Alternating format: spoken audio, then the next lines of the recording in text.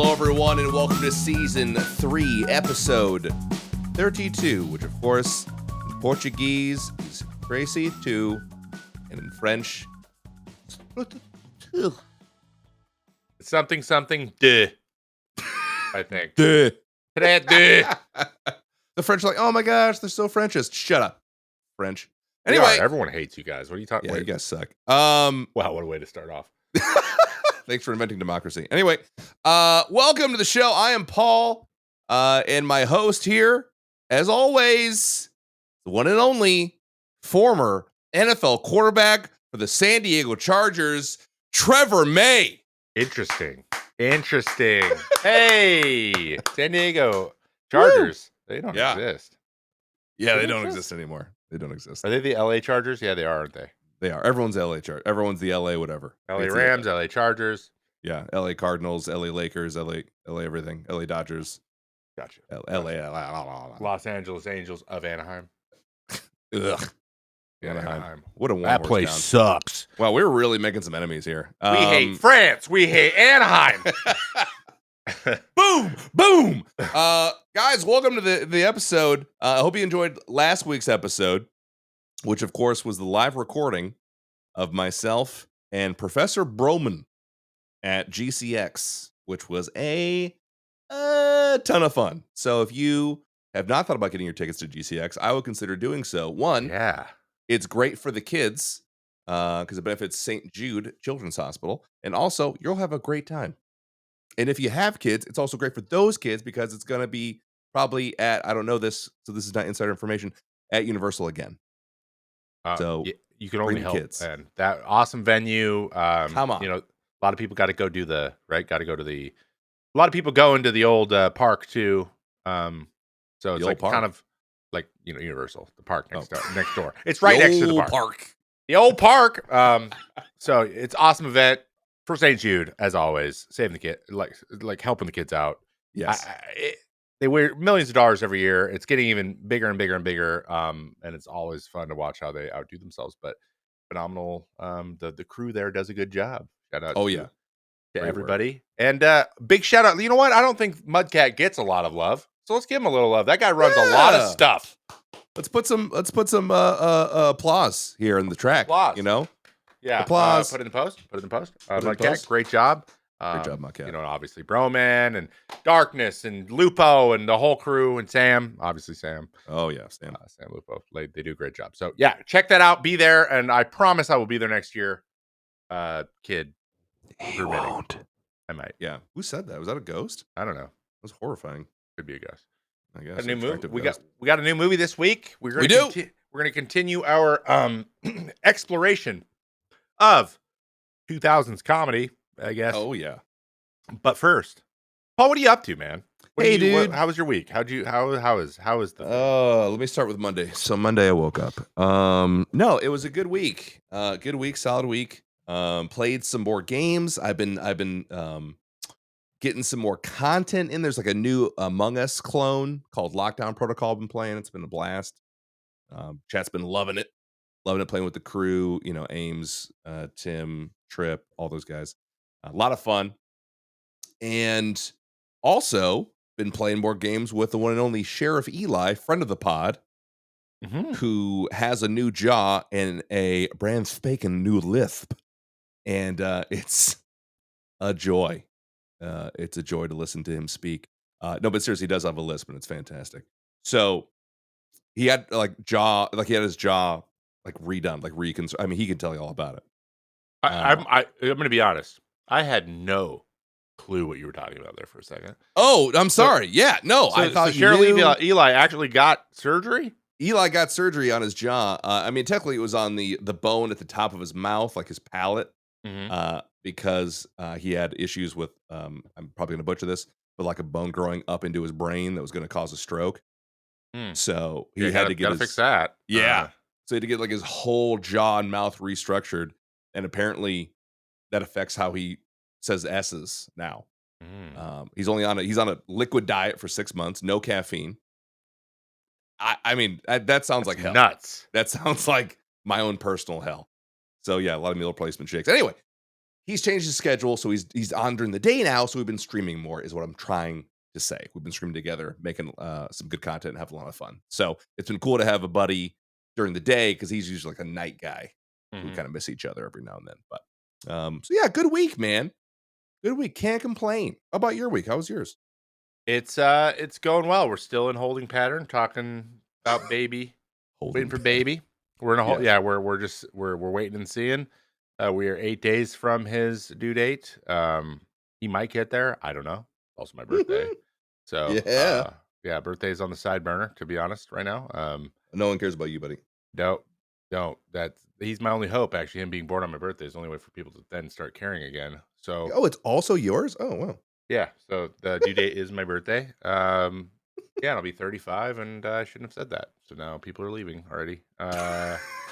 Yeah, our young hip audience is really heading for the door. They're older than us. Oh yeah, and they are.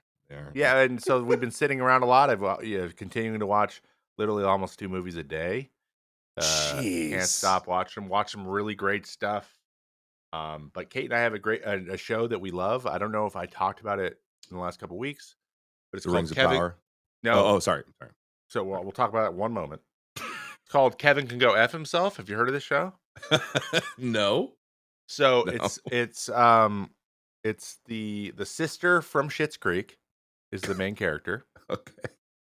And it's half sitcom, so it's filmed like super saturated sitcom, and then whenever it's her POV, it goes into a drama, and it's like feels like it's everything changes, and it feels like it's like Breaking Bad.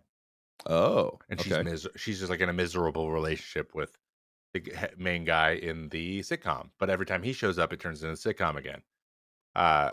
So it's really good. It's actually brilliant on how they did this, and there's 2 seasons out. It's on Netflix. Highly recommend watching it. It's funny. There's some characters in there that it's like the first thing they've done, and they're gonna get new stuff. So highly recommend watching that.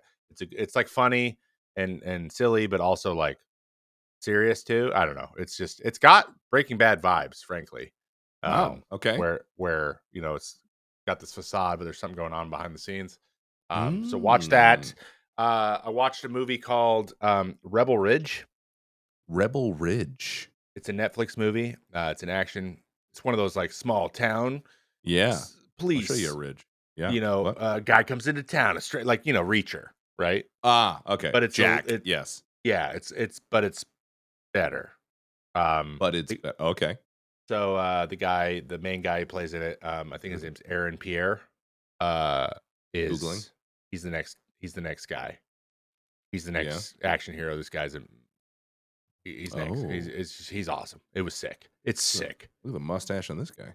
He's a good looking dude. Light eyes. Sheesh. Yeah. He's like I was like that's an attractive man, but it's really well made. The guy who made it has made a bunch of really good thrillers too. So watch that. There's a couple Netflix shows for you. Oh yeah, come on! The green eyes, the caramel skin's not fair, man. Yeah. Do some for the rest of us. Goodness gracious. He knows jujitsu. I don't know. It's just he's the next guy. Does. And John Boyega was supposed to play that role and then dropped out for some reason, which I am happy about. Because he's just this guy. He's just not as big as him. Like it wouldn't have played as well. This guy did a great job. So okay. Watch that, and then I also watched Uglies, which is another show on Netflix or a video movie on Netflix. And you need to avoid that movie like the plague. I need to avoid it? Yeah, or everybody. It's the I was like me specifically. Oh, okay. It's like Dollar Tree Hunger Games, but 10 years too late, and just makes no sense. It's just a horrible YA adaptation of a book that is just incoherent. Then we watched Talladega Nights. We did, and we're very excited to talk about Talladega Nights because love Talladega Nights. As we did last week, we did 2006's Dodgeball with Vince Vaughn, written by a 22-year-old in college. And there was a lot of improving and a lot of great stuff. But Ben Stiller, that kind of crew, very much in the Vince Vaughn prime. I actually don't think this was 06. What was 04? Was Dodgeball? I think 04 was Dodgeball. I think it was 2 or 4. Talladega Nights was 06. Yes. Yeah, 04. So now we're going to get into the Will Farrell side of things. And this director of this movie, Adam McKay, he's going to come up a lot here at the beginning. Mm-hmm. And the producers, Judd Apatow is also a producer on this movie, and a lot of other ones as well. So this is kind of like Judd is another guy we're going to touch on here in the future, and there's a lot of crossover with the movies he did with Knocked Up and this, 40-Year-Old Virgin. This is Mm-hmm. 40, all that kind of stuff. And Adam Sandler's in there too. But this is the Will Farrell Adam McKay kind of second hurrah after Anchorman. They wrote it together. I Adam didn't realize McKay that. was a longtime writer for SNL. That's where they met. They actually joined the show the same year in the 90s. And he quickly became the head writer.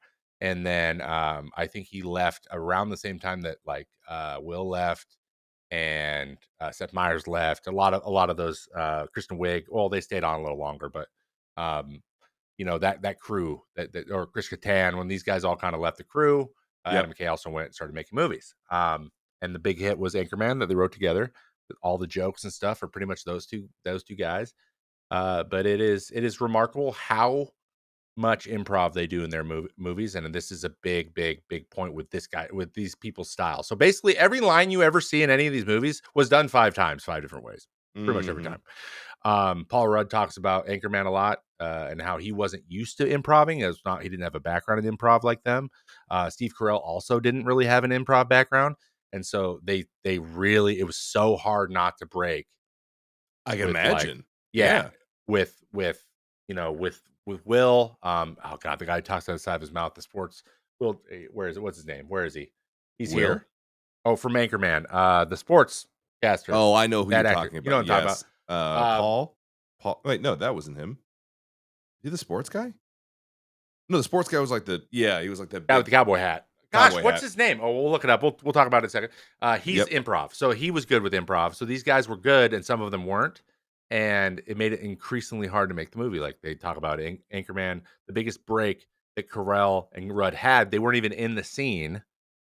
They had gotten food. They were about to be in the scene. Mm-hmm. And they were just wrapping up one of Will's solo scenes. And when he goes, milk was a bad choice, he said it as they walked in the room, and they ruined the scene. They weren't in it because they were laughing so hard. Really? Because they were not expecting him. They didn't know that he was going to say that. So just the timing, they ruined it in the background. And wow, that was the most embarrassed / funny thing. And Will didn't know they were there, and it was funny. So like Will Farrell is going to come up a lot. For sure. And one of the biggest reasons that they wanted Jean-Pierre to be Sacha Baron Cohen is because he's so good as well. So like they knew those two guys could just say whatever and not break, right? Oh, for sure. Yes. Which we see. We see their interaction. So he was the perfect choice for the villain in this movie.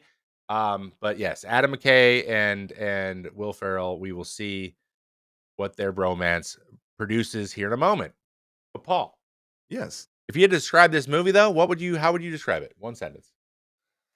Oh man. This is I feel like the main, like the underlying theme of the whole thing is bros before hoes. Bros before hoes, dude. That's what it feels like. I love That's what it feels like the whole movie's based on.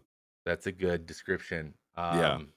Because I mean, he did some crazy stuff to Will Ferrell, and they're like, you know what, shake and bake at the end of it. And I'm like, I mean, if it's not a slug line, man, it's at least the theme, you know? Yeah. I came up with finally a movie that definitively answers the question: is NASCAR a real sport? With a resounding, yeah, sure, I guess. Yes. I learned probably I think 90% of the information that I know about NASCAR I learned from this movie. And did it get me interested in it? Not particularly, but it did pique my interest. And yes. And NASCAR actually had a big role. Like they were really active in helping make it, and it was actually filmed at Talladega, most of it. Oh, okay, that's cool. And so, like, that makes sense with all the sponsors around that they would be involved. Yeah, and they got the actual broadcasters and the people to talk in it. And there's a cameo with Dale Earnhardt Jr. That's right. Yep. Yeah, so they kind of were just making fun of themselves, which I loved. And Will Ferrell, I guess, has always been fascinated with NASCAR and the whole, thing around NASCAR, the whole culture, and satirizing that. I think they did a good job. Got our letterbox reviews here, Paul. Would you like to take us through? Found some good ones. Oh, yeah. Let me pull those up. Hot letterbox reviews. Hot. All right, so this one is Sea Dog 44. And I think it should be pointed out that dog is spelled DAWG. I just think that's necessary to understand where this person's coming from.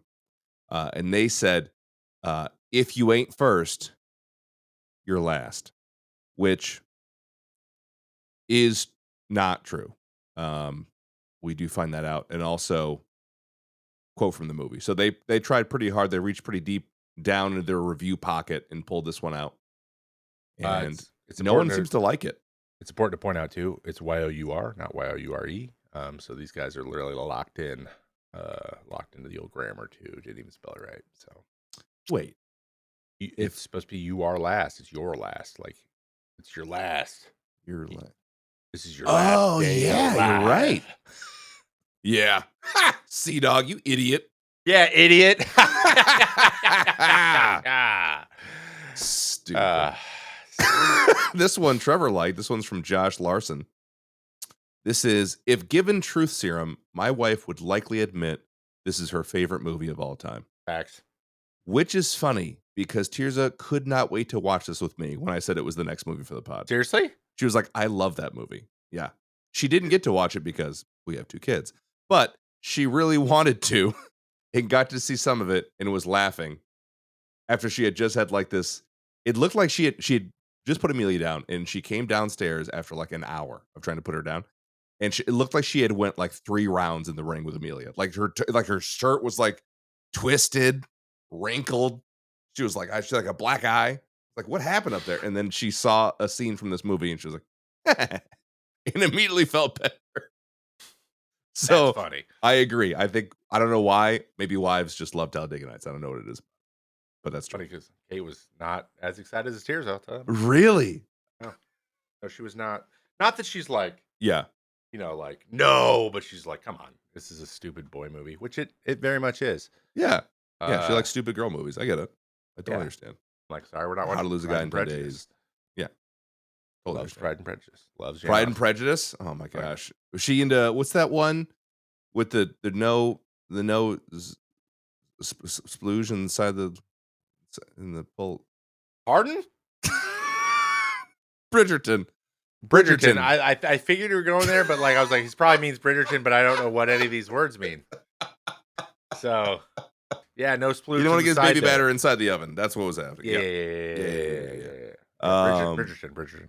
Yeah. Next one is from Hoodstock, and I really want to say Hoobastank. I don't know why I want to say Hoobastank. Shout out to Hoobastank. I mean, one of the best bands of our generation. Yeah. Hoodstock gave it a half star and said, upon a rewatch, this movie really sucks. No, it doesn't. You're stupid, Hoodstock.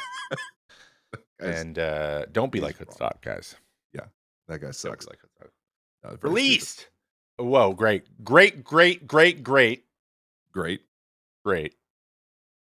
reviews.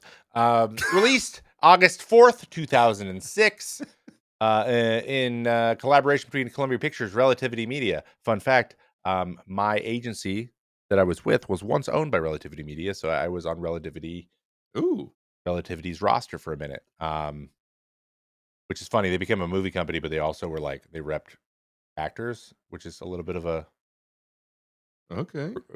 conflict a bit. And Apatow Productions also helped out, but Sony Pictures was the distributor, as they were for pretty much everything. The budget was about $72 million, a little bit less than An Emperor's New Groove, and it made 163 worldwide, which is not bad. But it wasn't as huge of a success as a lot of people would think. Dodgeball was actually much more. People were much more excited for it. I think this was just more of like it's about NASCAR. It's Anchorman, but about NASCAR because Anchorman already existed. Which, I mean, basically it is. Had its own series of jokes, but quality comedy, obviously with some jokes that didn't age very well. We'll get into that in a moment. We had some couple nominations: favorite movie, favorite comedy movie, People's Choice, best comedic performance, MTV Movie Awards, but nothing, nothing nothing. in the big awards. Yeah, No. Academy Award. But we got Will Farrell, we got John C. Reilly, Sacha Baron Cohen, Gary Cole, or he's Bobby. Gary Cole is that guy's name. Gary Cole. Gary Cole. Wow. Across from Jason Bateman, and he was in the movie last week too. He has not done a damn thing since. No, he's in that. Yeah, he hasn't. Jane Lynch also in it. This is actually, I think, the first time Jane Lynch pops into. I don't know. Yeah, she's not in Anchorman. So then Jane Lynch starts to get cast in all kinds of Apatow and Adam McKay movies after this. With role models and she's in all kinds of stuff. Leslie Bibb as Carly. She sucks. Amy Adams is in this. She makes a bunch of Adam McKay movies too. Yeah. Amy Adams. Are they married? Oh no. She's married to Judd Apatow, right? Or no? Oh, that's Leslie Mann. Leslie Mann's.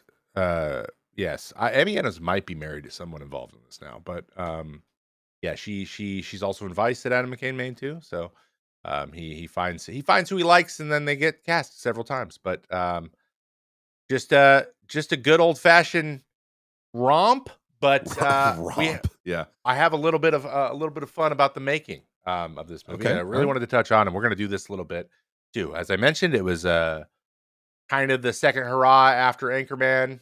Really locked these two guys in. The concept from the movie came from Farrell's fascination with NASCAR culture. I guess he's just okay. Like when he was at I guess he pitched like a bunch of different skits at SNL. They never would get them, but he just wanted them all the time. He kept trying to get NASCAR skits going. He might have had a couple, but I don't remember them, so they must have not been that very good. But basically, Ricky Bobby would become one of his caricature actors, kind of like Ron Burgundy does. He wants to like Ricky Bobby. He's putting in his toolbox. Makes a lot of sense. Yes. Okay. And then McKay and Farrell wrote the script together, and they do that a lot after this. What was interesting is why they casted John C. Reilly. So, why not at this point? Or maybe this is where he got his start. I actually don't remember. So John C. Reilly is actually known for drama. More really? Yes, and he's musically inclined too. He does Walk Hard Later, and they were just searching for somebody who can kind of match Will Ferrell's goofy delivery of lines. Yeah, like to be his best friend. I think they nailed it. And then of course they did Step Brothers later too together. I believe it's actually the next year they do it.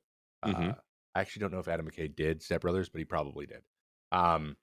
So their chemistry was amazing, but at first it wasn't John C. Reilly.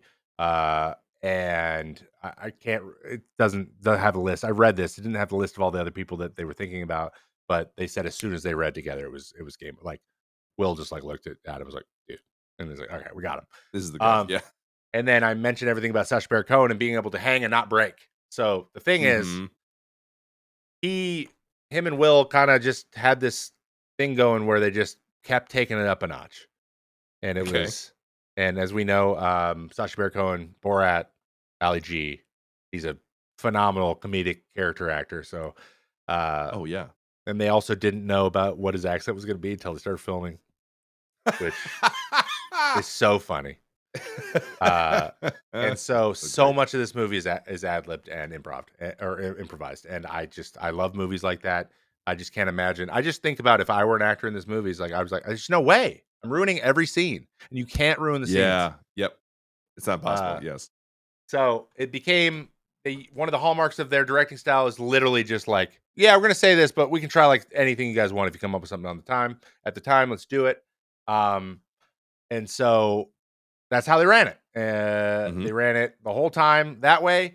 And here's the movie we have. It's outstanding. NASCAR was a big part of it. Made fun of themselves. I guess the cougar scene, they really did have a cougar on set.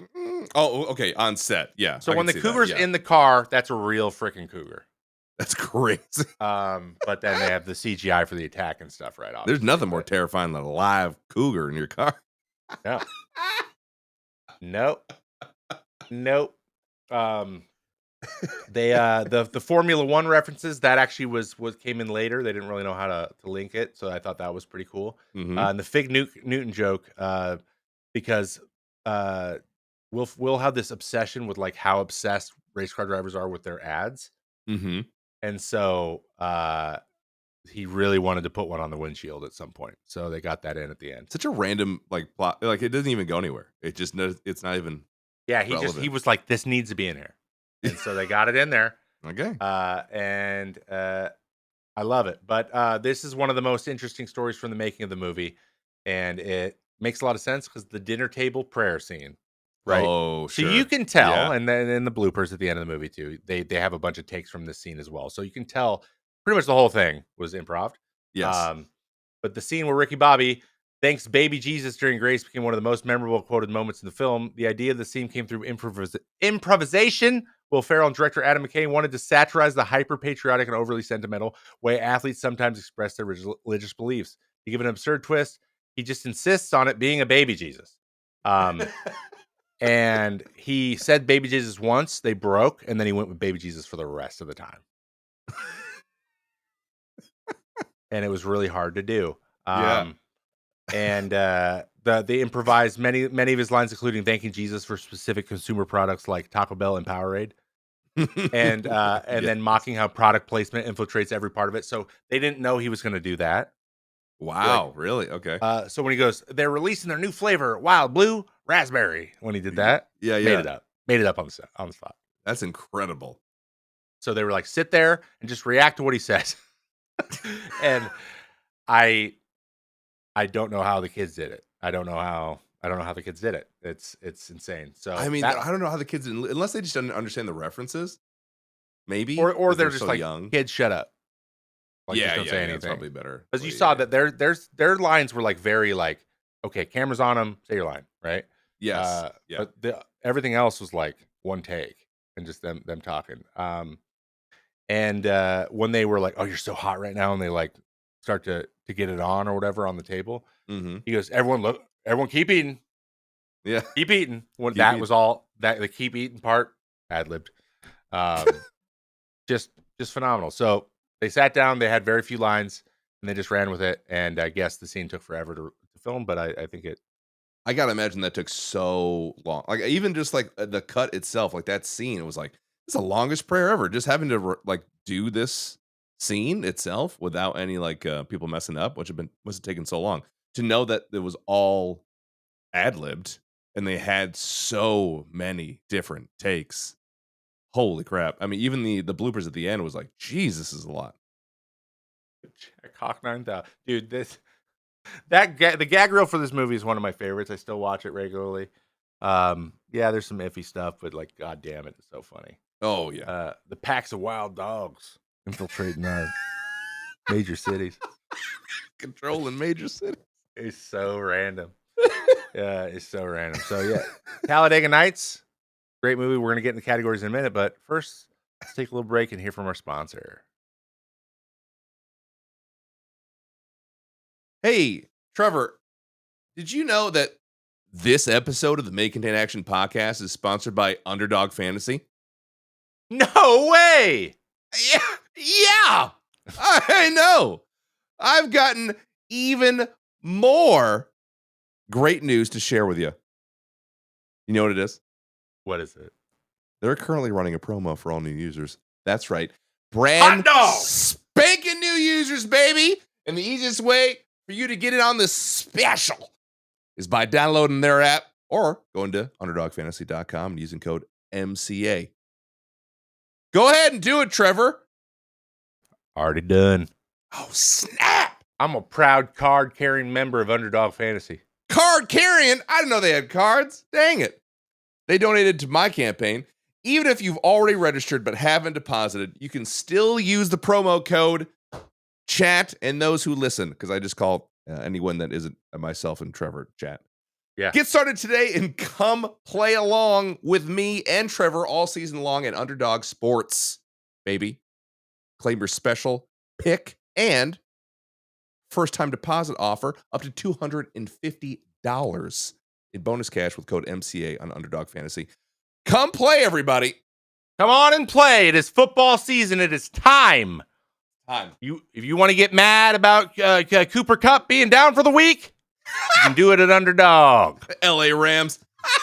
Underdog Fantasy. And Everyone's also, you mentioned the special pick. We have a little more information on that too that I would like to clarify. The special pick, guys, is basically a gimme you get every week. And for example, the first week of the year for football anyway was Travis Kelce for half a yard. Basically, they're like, this is going to happen. Here you go. There's a new one every single week, so you might as well take advantage of that. It's free, baby. Free, baby. Free, special pick. Not exactly free, but close. As close as you're ever going to get. You understand the concept. Guys, go ahead. Make your way over to underdogfantasy.com. Download the app. It helps out the podcast tremendously. Even if you're not really sure about what it is or what's going on, the app will explain it all, and we will be doing it throughout the rest of the season. So if you have any questions, obviously reach out to us directly or in the Discord if you have any questions. Would love to get you guys involved in that. And also a little possibly inter-podcast rivalry. I'm ready to do it. I need something. I got to do something competitive. I got to get his teeth in something. Wiffle ball's not scratching that itch. So again, guys, go check out underdogfantasy.com. Download the app. Like I said, it helps out the pod so very much. We really appreciate it. We are thankful for Underdog for sponsoring the podcast and this episode. Use code MCA right heckin' frickin' now, bud. I mean, right pause the podcast. Pause it. You know what I mean? Or keep listening while you do it. You have two screens up. Let's be honest. Mm-hmm. Don't fool yourself. It's that easy. Oh my gosh. Shout out to Underdog for sponsoring, and shout out to Trevor for being my bud. Underdog Fantasy. Now back to the show. All right, Paul, give me the ratings. All right, these ratings, Rotten Tomatoes. I'm going to guess it was popular, but it didn't win an Academy Award. 72. IMDb. IMDb is tough. What's out of again? Wait, what's IMDb out of? Out of 10. I'm blanking. Okay, thank you. This is going to be it's going to be close. I'm going to say it's a 7-1. Letterboxd is going to be popular with the people. Actually, people are going to hate it. I'm going to say it's going to be a 2.9. 2.9. Well, you're about to be blown away. Rotten Tomatoes, 71 from the old critics, 73 from the old people. That's a 72 average. The diff? Crushed it. Well, I mean, you got the average. That's 72. That's you nailed it. True. IMDb, 6.6, lower than I thought it would be. Oh, wow. The cinephiles on IMDb. And Letterboxd was 3.3. I think that. Okay. I think over the years, it's getting a little bit. You know, there's some words said that we don't say anymore. Yeah, of course. So I get it. There's a type. It's a type of comedy. Comedy is going through a thing. It's going through it right now. Last probably 10 years or so. At least the last 5. I feel like it's getting better, but so yeah, it's taking that. There's a little grain of salt there with that, but still pretty good overall. IMDb is actually a lot lower than I thought. I thought it would be a 7 at least. 7 seems fair. This week I added a little bit of a big question, Paul. Big question. So we mentioned earlier about NASCAR, at least with my is NASCAR a sport description. Yeah. I wasn't really exposed to NASCAR. I'm assuming you really weren't either growing up in New York State. Yeah. Right. It's not huge. Did this movie make you care at all about NASCAR? Actually, no. Nope. It introduced me at least. I didn't care per se, but I was like, I'm interested in knowing about it a little bit more now. Yeah. I like the little history tidbit they put in there when his dad splashed him with water. You know, I was like, cool. That's a cool thing that happened. Don't really care about NASCAR at all. You know, the only time I care about NASCAR is when they do Watkins Glen, which is in New York, upstate New York, which is, I'm pretty sure, pretty positive, incidentally, the only track that isn't just an oval. Yeah. Which I'm like, oh, you're driving around different corners in what, it's not just left turns the whole time. Yeah. I could get into that. Like if NASCAR was that in different places, I'd be like, yeah, frick yeah. Sure. It's just a circle. I can't do it. Yeah, it's not a spectator sport very clearly. And honestly, most people are like, no, dude, it's like it's like going to the Kentucky Derby. You don't give a shit about the race. You care about the middle of the thing. I know NASCAR's partner. They're doing like EDM concerts in the middle at the time of the show, and they're getting these crossovers of people, and it's really awesome. So yeah, it turns into kind of like a state fair situation. Yeah, I know Jack was into it for a while because like I think his buddy, someone's buddy, is a racer, maybe also a streamer. Well, they love Lando, but he's a Formula Lando's F1. Yeah. Wasn't there another NASCAR dude though? Chase Elliott. Oh, okay. All right. Who I played with in a Fortnite Rivals, Twitch Rivals. Oh, okay. There you go. Yeah, that makes sense. Yeah. So yeah. So he assisted me in my kill of Biffle. So my bad. Deep cut reference. No big deal. He was a professional Fortnite player. I killed him. So everyone gets lucky. So I really did. He didn't know where I was. I think that NASCAR has like maybe gotten more popular as they've trying to like kind of branch out. But I know it didn't make me care about NASCAR even a little bit, which is fine. I don't have to. Okay, so yeah, we still don't care about NASCAR. I don't know who is. I do like when they get mad at each other, they get out of their cars and brawl. That's pretty cool. That happens sometimes. Yeah. Oh yeah. That's pretty sweet. That's fun. They get mad at each other. But yeah, I didn't know if it would have. It made me look into it, but because I was like, I love Sports Center. I want to know about like what is actually going on in this world. And then about a week later, I was like, eh. So okay, cool. You feel the same way I do. What about the opening scene? We had an opening scene. Yeah, we did. It was like to the point where I can't even remember at this point. It was like 4 opening scenes stitched together into one. Basically. Yeah. So basically, it was just a time lapse of his life, or his early life. Time lapse of his early. Oh yeah. Kind of. The him giving birth. Yeah, the sound it makes when he is supposed to have left his mother. Big not fan of that. That was weak. I thought this was going to be a movie that starts with like, his fake commercials. Like they were going to go dodgeball with it, and I don't think they set the. I mean, it set it up fine, but it wasn't a great. Like there was no jokes. It wasn't funny. Really. Yeah. It was just you're not first. If you're not first, you're last. And his set up his relationship with his dad. I get that. Yeah. That is kind of the plot. I will say I did like the young Ricky Bobby, the actor. I liked his deadpan delivery. I won't lie to you. It actually made me laugh. I thought it was pretty good. He was like, Kel, you're my best friend. And like, I don't know, something about that. I was like, It was just, I think it was well delivered by the child actor. Yeah, he was good. I now I'm thinking about it. Like, there's something about him that sticks in your head. Yeah. He acted exactly how I would picture Will Farrell acting at that age for this character. My best friend. You did a good job. I know we did this last week. Yeah. I got to know, what do you think my most used quote from this? Because again, this is another movie, right? In our, like, we're 16. Yeah. So it's right. It goes right into our lexicon. This is when we're developing our ability to speak and all of our slang. So if you had to guess of all of give me a quote that you think I said a ton from this movie, just based on what you know about me. Oh gosh, a ton. I think that the one that you probably use the most is probably "Save Me, Tom Cruise." That was good. Is it? Use your witchcraft to get the fire off me. Yes, I did say that one quite a bit.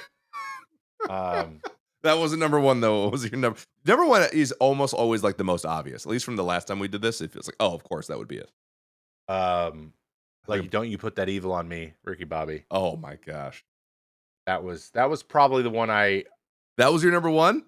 No, I didn't get it. Like, I couldn't just throw it in at any given time.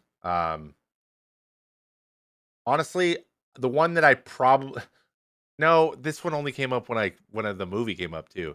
I maybe please be 18, but no, that's awful. I didn't say that. Sorry. Because that does not come off as a movie quote. That just comes off as you. Just awful. Dear 8 pound 6 ounce baby Jesus. Oh, of course, yes. I probably said that quite 6 ounce baby. Quite a bit. Can I guess yours? Yeah, of course. That just based on Well, to be honest, I think that we have said this on stream so many goddamn times that I just can hear it in your voice, and so I'm going off that. But I can just imagine you just all the time just be like, "Don't stick that knife in your leg." Yeah, that's it. It is it, isn't it? Don't you stick that knife in your leg. Like, Freaking crushed it. Damn it. Yeah, that's the one. Well, let's use the second knife to pry the other one out. I was freaking dying. He's like, cut around the meat. Cut around the meat. And he just keeps coming in and out. God damn, bro. Don't put that knife in your leg. Don't you put that knife in your leg. You can walk, Ricky. What did you say to me? I hope you have sons. Beautiful sons. Oh God, the quotes. That's my favorite scene in the whole movie. Is that's it? I'm sorry, I ruined it. Spoiler. Well, it's funny because that scene. So let's talk about a little bit parallels between this and Anchorman because they literally had that same scene, right? I don't remember what was that part where he's like all down. He's like in his bathrobe there, and the guys are trying to get him to come back. I don't know if I remember that scene. He's like, now. You don't remember? He's like, now I know what the villages of Pompeii felt like. Oh, yeah. That whole scene? It's the same thing. Oh, I forgot about that scene. Yeah, like, so it's all of his boys trying to get him back. Yeah. And it's villages of Pompeii felt like. Oh, God. Oh, God. We got to do that. We should have done that movie. We should have done that. Yeah. Wait, isn't that in the second one, or is that in the first one? No, that's the first one. Okay, I don't know. I don't remember. Village of Pompeii. Ejaculate. He goes, what is this? What does that feel like to you? A leg? You feel like a cock? No. What? And Paul Rudd breaks the whole time. He like can't do it. What is he supposed to do? Like, he's good. He's good at not breaking. And I'm just like, dude, I don't know. Like, I feel like a cop. I don't know. Oh gosh, sorry, go to the pod. I'm dying. Sorry. Whew. Yeah, I got it though. That's my quote. Good. Crushed it. I thought we could do a little Mount Rushmore with our top 4 again because there's so many quotes. Sure. And I'm gonna leave that one to you. I got one that this is a top one for me. I don't think it will be for anybody else. But when the owner's wife's like, from the vibrations from the cars, it gets me every time. I love the vibration from the cars. So that's my George Washington right there. That's your George Washington. Wow. It's up there. Gets me every time. That's amazing. I found some new ones, believe it or not, or at least a new one that I think is now my new favorite. Because I feel like my brain has used those quotes so many times that they just have lost a little bit of their funniness. Other than, don't you stick that knife in your leg, which is my George Washington. That one is hands on my favorite. So should I go again, or do you want to? Yeah, go again. Just keep snake traffic. Right. This random one is from the Frenchman. I immediately forget his name. Dampierre. And he says, "And now the matador shall dance with the blind shoemaker." Just like the fuck. Oh God, it's so funny. He's hilarious. Didn't see it coming. So when he's got him he goes, "Say you love clips," and he's like, "No, I will not do that." And then he goes, "He's not gonna do it." He goes, "He's not gonna break it." When he says he's not gonna break it, the least he can do, can you grab me a drink? I might as well have a drink while I'm down here. He's not gonna break it. Someone give me a beer. Yeah. So he's not gonna break it. That got me. And I know this one isn't probably the best at this moment, but I think it's still funny. But he's like, "Oh, the room's spinning." He goes, "You're right." He's like, "A little lightheaded from all the gayness." Because he's and I was like, I was not expecting it. And it's like not mean either. It's just funny. Yeah. I freaking loved it. Actually, I like that scene a lot. I thought it was really well done. I thought it was tasteful. Like, I think it's fine. I think everything that happened in that scene is totally fine in my mind because it's parroting this culture. So, Yeah. like, this the French, not only was he French, but he's gay, and they're like, "What?" Like, they like can't understand that. Like, And did you also say Andy husband? Richter's his husband, Yeah. which is so random. At no point actually in that are they like mean or disparaging about him being gay. They're No, I think they're just like, they're just "What?" surprised. Yeah. Like what do we do? Like we're out of our element. Like everything about this, I can't, I have nothing. So like the power shifted. Yeah, and it was really well done. I loved it. And when he broke Exactly. it, he's there like, "Oh god." He's like, "He did it. He did it." Okay, so that was my second one. What was that? Jefferson. Yeah. What's my Teddy Rose, dude? Or no, what is my Lincoln? Dude, you can't don't come on. I don't know the presidents. You know that. What is my Lincoln? One beginning of that bar scene. We're kind of going with the like the underrated ones because again, I think he's the ones that are said the most are like not as fun anymore for me because I've said them so many times. But some stuff Ah. I noticed that kind of are also funny. There were so many good ones. But when he's like, "Hey Ricky, you think I could win a race one time?" He's like, "No, man, because if you win, how am I gonna win?" Then Not gonna win. he goes, "All right, yeah, you're right. I'll just won't bring it up again." He's like, "Yeah, just bury that deep down inside and never bring it up again. You just got, he's like, you got to push it down, bury it down deep, Buried and down never deep. bring it up again." Thanks, bud. That was good. I like that one. That was Also, good. don't do that, kids. That's bad for you. Oh, it's so good though. You should definitely do it. All right. Two more. I don't know. What's the lesser of all those presidents? I don't even know. Roosevelt. Roosevelt. There you go. So basically anything Texas Ranger said, uh, I was all about. I love that actor. I thought he was great. That kid was awesome. Um, he says to Chip, "I'm gonna scissor kick you in the back of the head." I just anything he said, the way he delivered it, I'm all jacked up on Mountain Dew. I'm gonna come at you like a spider monkey. Yeah.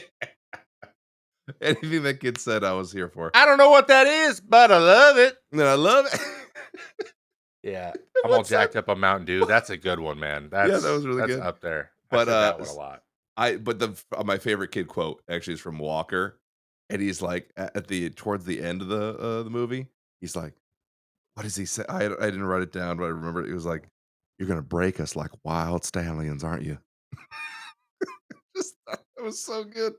You're I don't gonna know break why. us like a Talking to his wild grandma, stallion. "You're gonna break us like wild stallions." What he's like, "Grandfather, can't we find some way to what is it Solve to this without violence or something to like that. to solve this without violence?" I love those kids. And They're then great. another was Ricky Bobby one is towards the beginning, and I forgot it was a part of this movie. Completely forgot. He's like, "I don't know what to do with my hands." Oh my god. I forgot. He goes, the car was going real fast. Car was going real fast. That awesome. That was so good. Awesome. That And whole part, yeah. I remember that being a bigger part of the movie, but it's like really quick. It is, yes, it's very quick. That was like in the trailer, I think. That was probably a big part of the trailer that I remember. Yeah. But yeah, those are my quotes. Those are my Uh, quotes. Also I will take Yeah. God, trying to think. There was one towards the end that was up there for me too. It's when Amy Adams Mhm. gives her big monologue, not the one where she crawls over the table like you're in a White Snake video, but later when they make up that the other guy on the pit crew had died. Oh, And he yeah. comes in and he Yeah. says the thing he said. He's like, everything she said, you wrecked it. Yeah. Everything cool that she just said, you Everything wrecked cool it. she just said, you just went and wrecked it. Like that part, you just went and wrecked it. I said that to people all the time. Everything cool he just said, you just went and wrecked it. So that's my Roosevelt. That's my your Roosevelt. Roosevelt. Great president. Most utility, yeah. Roosevelt. Oh, yeah. It's the thing. The best quotes could be used in many different circumstances. Like, "Don't you stick that knife in your leg." Like, that can be used at almost, I mean, you can use that at birthdays, weddings, funerals, anytime. Shake and bake. Like the shake and bake's great. Oh yeah. Oh, when he's like, "Hey, got you a gift," and he like flips him off. It's real nice. Got it at Target. Dude, I was like, I need to use that. It's so good. Real nice. Got it at Target on sale. When he gets out, he's like, "Am I on fire? I'm on fire. I'm on," and he just starts running out, and he's just naked again. Oh like, yeah. How'd he get down his underwear so fast? And he's like, "I'll windmill you." Like, we gotta windmill him back. It's the only way. I didn't hear that part. And they start spinning. Oh really? And windmilling. Yeah, the two guys try to get him. He goes, "What was that? Were those the other cars?" That part. That part's great too. Oh, anytime they had him freak out into the mic and it put it over like it sounded like it was coming through a walkie-talkie. It was always funny. The voice. Delivered those. Yep. Freaking agreed. This sticker's dangerous and inconvenient, but I do love Fig Newtons. I do love. That's an honorable mention too. Oh god, we could do quotes all day. It's the whole movie. It's outstanding. What about scenes though? What about set pieces? What I like the whole time he's paralyzed. I love that. Oh, that's like Oscar worthy in my opinion. Yeah, the Academy should look at that again. I think I love that scene. That whole thing. They go in there and he's like, "Oh, I give it to a straight doc." He's like, "Oh, I thought you guys knew. He's fine. He's totally fine. Everything is psychosomatic." And then he set things on fire with his mind. Dude, no, that's not. That had to be. Oh my god, that happens all the time. Read a comic book. Oh my god. Oh, it's the dude with the mustache too, from Veep. The doctor is? Yeah, the doctor. Oh wow, I had no idea. He's funny. Can't remember his name. I can't remember anyone's names. We can. Dude, I'm telling you, live audience, man. Live audience helps us out every time. Yeah, we need you. Dude, audience. Oh my god. Guys, buy tickets so we can go on tour. Yeah. I was losing it, and I was like, "Who's that? Like older Betty White?" Like, oh, thank you. Like, it's so helpful. My gosh. God, where else? There's not a lot of different set pieces. Like where they're. I like the whole sequence with him and his dad. Him learning to drive again. That was cool. Yeah, there's a kilo of Colombian Bam Bam underneath the car. Colombian Bam Bam. P.S. Don't try to snort these Lucky Charms. That another just phenomenal scene, like well written. Jokes on jokes on jokes. They just led into each other, and it was just funny the whole time, and it also moved the plot forward. So it was like, this is just good. This is good old fashioned good writing. Yes. That's a good point. Everything moved the plot forward. I always think back when we talk about comedies to Undercover Brother and how completely unnecessary that whole subplot of him wooing the I can't remember what she was, but she was like the white agent or this white woman.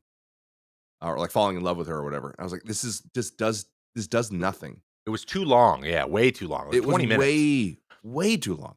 So like when I see a movie that has really good scenes and they are kind of divergent from the quote unquote the main story, like these all kind of supported it that I found. I can't think of anything that didn't support it. I mean, you could make an argument like that him going to the whole rehab center didn't, but it wasn't long enough that it was like, okay, like I get it. He's fine. We can move on from this.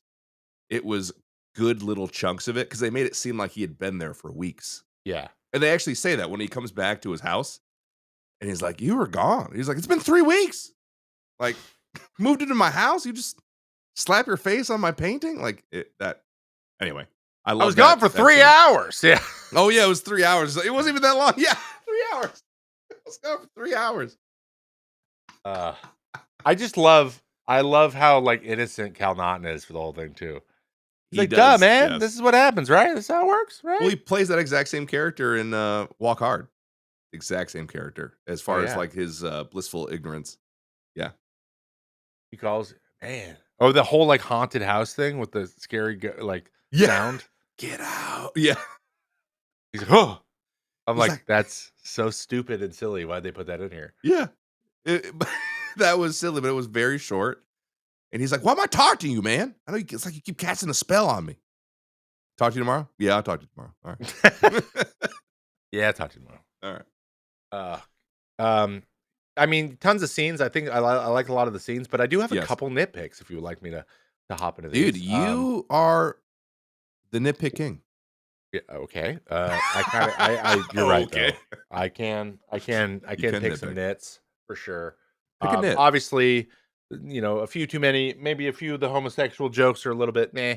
The hard Mhm. R's thrown around are a little meh for me. Yeah. A Yep. lot meh. There's a little bit of misogyny, not a ton, but a little bit. Mhm. Mhm. Um, with the trophy wife and the with Amy Adams, like, oh, take her glasses off and now she's hot, Yes. right? Like she's Amy Adams. Oh my gosh, poor Amy But Adams, yeah. those were like tropes, and you can put those in like they're supposed to be funny. Mhm. We're just making fun of it.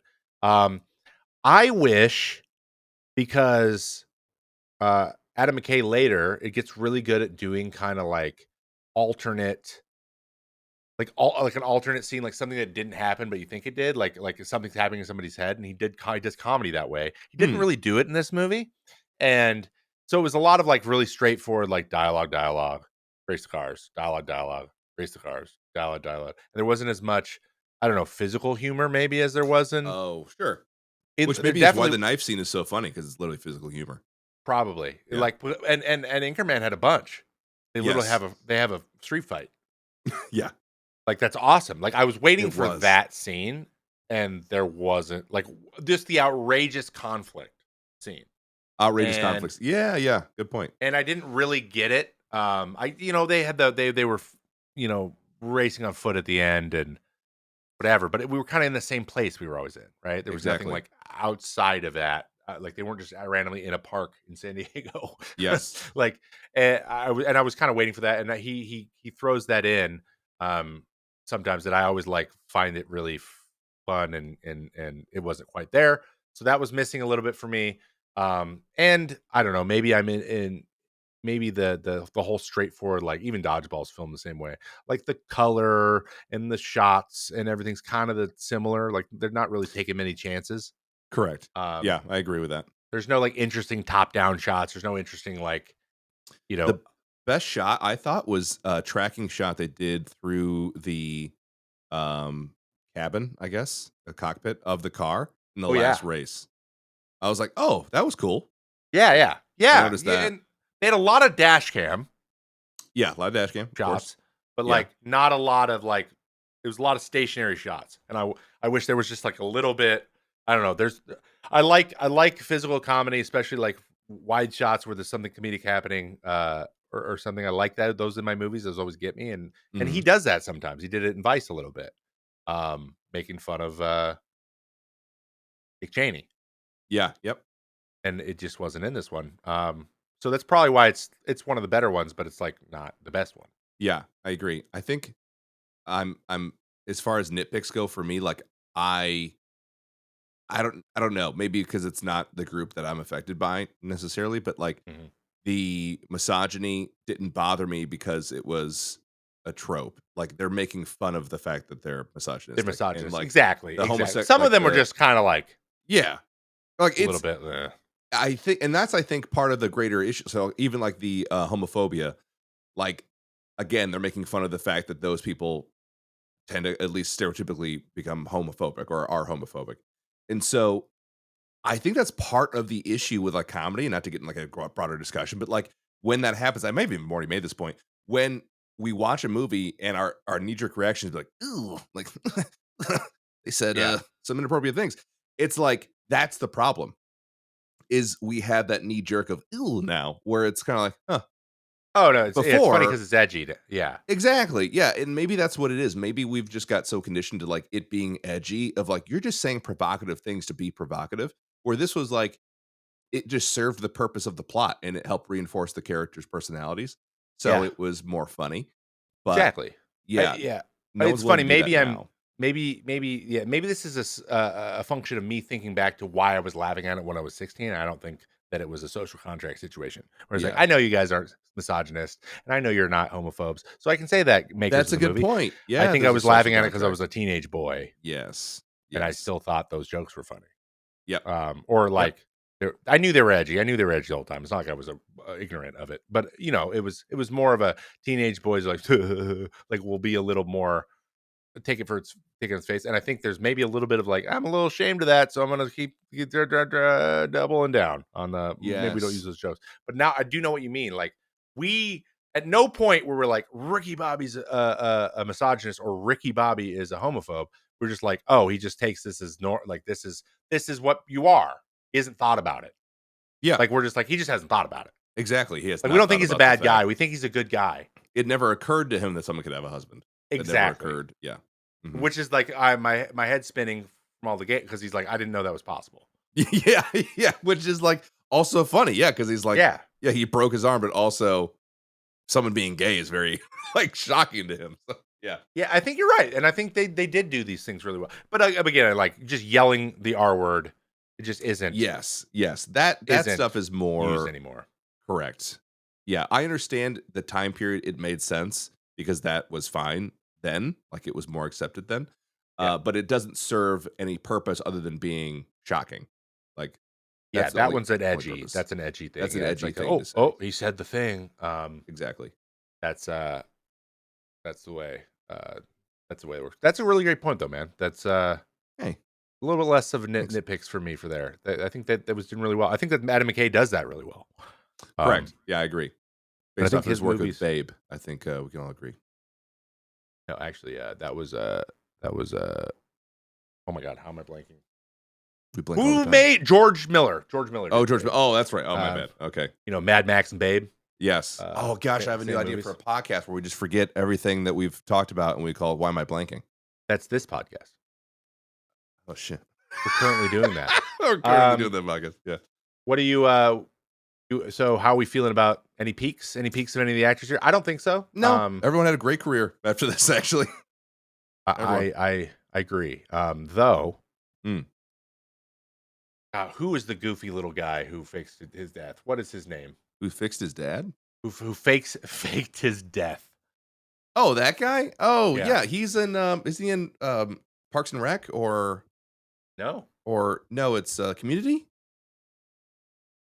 He's in one of those shows. He's in 30 Rock, bro. 30 Rock. It's one of those. Oh no, yeah, he's known. He's known for obviously 30 Rock, Tina Fey, right? Yes, yeah, and 30 Rock, Tina Fey and Leslie Knope. I always call her Leslie Knope, but why am I blanking? Yeah. Again, it's the SNL thing. It's the SNL. Yeah, exactly. That's how they know him. And he's probably more famous for 30 Rock. Yeah, you're right. But Cal Naughton, no. Will Ferrell, definitely not. Amy Adams, definitely not. No, yeah. I mean, Cole, no. He's in Dodgeball too. He plays that character a lot. Yeah. Definitely not Jane Lynch. Definitely not Sacha Baron Cohen. Definitely. Yeah, exactly. Leslie Bibb, maybe. Yeah, she's out other serious work. It doesn't always do comedy. Yeah. Maybe it's just because this is when we grew up and this is what we remember her from, but she's been in a lot of stuff. Yeah. Michael Clark Duncan, Lucius. Gary Cole. Oh my gosh. No, dude. Lucius, Michael Clark Duncan is in Green Mile, dude. Yeah. Oh yeah. No, he's had a great career. Holy shit. These guys, everyone had a great career. R.I.P. Yeah.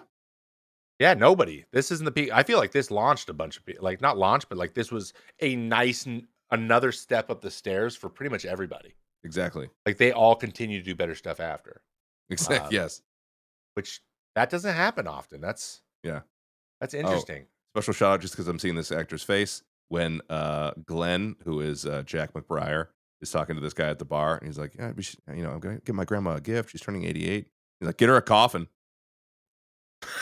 Yeah, he just blatantly says that shit. I love it. They just stay on him for a while. Yeah, I love that so much, dude. I think that's so funny. I don't know what to get her. Get her a coffin.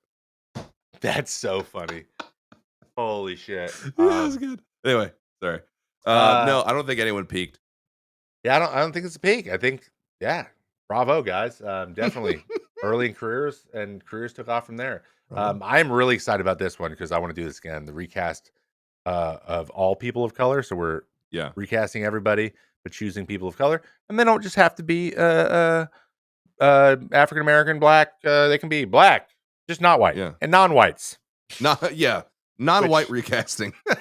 Non-white recasting, all people of color who could do these characters and who would they go well with. I'm interested to see what you got. I got Mine are out there a little bit. Well, yeah, I got to be honest. As a black, I feel like I'm doing my people a disservice by not knowing all black actors in all spaces. Oh, this Which I functions that don't. way too. We're learning. I like that I'm going and be like, oh, like finding and building my knowledge of great actors, people of color as Oh well yeah. too. I like names. I'm talking. I know them. Oh, Like for sure. I'm trying to remember everyone's names. Obviously, listen to this pod. So yeah. So I But was I'm thinking. really enjoying it. I was thinking when I thought of the main two characters, because I kind of think of like the main two, like the Sacha Baron Cohen's character and Will Ferrell. Will Ferrell, I feel like could be played by Keegan Michael Key. I think he could do that role. I like him in that. And I think what also would benefit is his counterpart being Orlando Jones, which Orlando Jones, I don't think he's done a lot of work, and I'm not 100% sure that he has a pulse, but he is alive. I don't know if he's alive. He's alive. He is alive. He was, I think, in my opinion, best known for Mad TV. He was in Mad TV. He was in The Replacements. He's just like a funny dude, and I think he actually closely resembles Sacha Baron Cohen. So those just two came up in my mind. That's what I got. That's what I can do for you, Trev. So it's funny you say Keegan Michael Key because I also have him for Ricky Bobby. Do you really? Yes, because I think he's just like improv wise, he could go crazy with it. He's done some characters for. He could do the voice. He could do, yeah, absolutely. Yeah, I mean, you could go Key and Peele for both of them if you want, but like honestly, I know Jordan Peele's doing his director thing these days. So, Cal Naughton Jr. Yeah. Are you asking me? Donald Glover. Oh. Donald Glover with Keegan Michael Key, dude. Donald Glover and I bet you he would be awesome. Key. That could be so fun. Funny. Yeah, he'd be funny. Jean Girard. So this is gonna be interesting. This guy's he's newer on the scene, right? But Butcher's name, you might have to look it up. You'll know him when you see him. Oh, Butcher was his name. Okay, go ahead. His name's Ncuti Ncuti Gatwa. Oh. Gatwa. He's in a show called Sex Education. Gatwa. And he's the new Doctor Who. Oh, he is. Okay. And he's really funny, bro. Is he really? Yeah, he's super funny, but I think he would do a Frenchman really well. And he's sassy as hell. I think he's I'm 90% sure he is gay. So yeah. It would be his level of sass is very high to begin with. He could hit him with the sass, like it would be. Yeah, he could do that jarring kind of performance really, really well, I think. Oh yeah, he could nail this. Yes. For Susan, that is Amy Adams' character, Rashida Jones. Oh, okay. Oh yeah, Rashida. I love Rashida Jones. For Carly Bobby, Eva Mendes. Come on. Yeah. Come on, dude. That's actually perfect. Holy frick. That's such a good recast. Oh, Eva Mendes would be so perfect in that role. She nailed it in the other guys. Like, yeah, exactly. Oh my gosh. Exactly. That's true. And Rashida Jones is a great pick too, because she obviously does the nerdy but still like unbelievably hot. Yeah. Kind of thing. Oh, she would be great to put glasses on, then take the glasses off later. Yes. And then have her do a monologue and stuff. She could crush it. Damn, you're freaking good at this. Yeah, okay, that's really good. I think Rashida, that was tough. Susan was tough. It took me a while, and I was like, who else? Oh, Rashida Jones could do it. She's got range. Yeah. But like, I really, really want to see Donald Glover in something like this. Like, I want to see him in anything. I want to see him act more in like a movie, like a big a production. I know he's in his new show. He's in Atlanta. He does Atlanta. That's his show, right? No, he did Mr. and Mrs. Smith. What? And he produced. He might have directed it. Get the frick out of here, dude. Mr. and Mrs. Smith. The show is great. Huh? Great. You'll love it. I think you'll really love it. Oh shit! Look at that. It's way better than the movie. It's not even close. Is it really? Yeah, it's way better. Oh dang, dude, he's a genius. Can we just yeah, Donald Glover, which we don't have to call him Childish Gambino because he's retired it. Oh yeah, very sad. Yeah, because he just doesn't want to do it. He goes, I don't want to have to do this. The album's so good too. Dude, his album is amazing. So yeah, he's fantastic. He's like, who Kanye wanted to be without like going crazy. I feel like, you know what I mean? It's really true. Yeah. That's a good one. But like, still, he's normal. Anyway, we are rambling. This spot. This is a long one. We like this movie. How do we go longer without Pete? Because he's always like, speed it up. But yeah, you're right. Yeah. We go longer without him. Yeah. Shout out to Pete. He's not here. All right, Pete. See you next time, maybe. Final rating. I got an 8. I'm giving this one an 8. It probably was a 7.5 coming in. I'm giving it an 8 now because of all the things you just mentioned. It's actually 7.5. Before you kind of gave me the nitpick breakdown, and you're right, man. It's kind of, they've evergreened it as much as they can. I think so. Yeah, it's still funny. I'm with you. I agree. I think I was like, this was a solid one, but it wasn't like an Anchorman for me or a Wedding Crashers. I would say it's like a 7.5. Now that I kind of appreciate it a little bit more and see what they're kind of doing with some things and see how it actually builds the characters, it isn't just like some slapstick nonsense. It has some real plot development and character development. It's like an 8. It's an 8 for me. It went up half point. I think we're the same. It's good. I would like to watch it again soon, actually, but with Tirza. I'd watch it again. Wait, so she didn't even watch the full thing? She didn't get to watch it, dude. No, kids. Yeah. Well, you'll someday you'll show your son. Maybe he'll probably see it before you watch it with him. But double 8s, man. One of these days, though, we promise, guys, we will pick a movie that isn't as good. We just like all these. We pick the movies we like. It's of course we pick the movies we like. We like breaking them down. I really love doing the research and like learning about the interesting way these things are made. There's a few I have on the list that I'm gonna recommend here in the next, I don't know, few weeks, 8 weeks or so, I guess, because I got a bunch of movies now with some really cool stories that I think you guys would enjoy. Maybe some movies that you haven't seen. Oh, nice. I think that maybe we do a round where it's a movie that one of us has seen, the other two haven't. Oh, okay. I think that would be really fun. One of us is kind of presenting and getting the honest feedback. Oh, yeah. So I like this little like three movie theme thing and then moving on to another one. I think it's fun. So are we in the third of this series already? Yes, we're doing the third one. And we're going to a Judd Apatow. Okay. But we haven't chose what it was. So we did sports. We've done sports every time. We have? We did Dodgeball and we did NASCAR. Oh, you're right. Oh no, Adam Sandler. Sorry, it's not Judd Apatow. This is a Judd Apatow movie. Oh, that's right. We're gonna do Sandler. Yes, we would like to do a Sandler movie. Waterboy. That's right. We're gonna do Waterboy next week. Another. Oh God, the quotes. We're probably gonna do all the same categories, so get ready. Waterboy next week. I'm super excited for it. Can't wait. Paul, you want to take us to the promise? 100%. Listeners, everyone, thanks so much for listening and supporting the May Contain Action podcast. Do not forget, because I certainly haven't, our sponsor, Underdog Fantasy. Go ahead, download the app, head over to underdogfantasy.com, use code MCA, and get back into the game. I don't know, I made up the tagline. Thanks so much for listening. We'll see you next week for Waterboy, a Happy Madison production. Bye, everybody.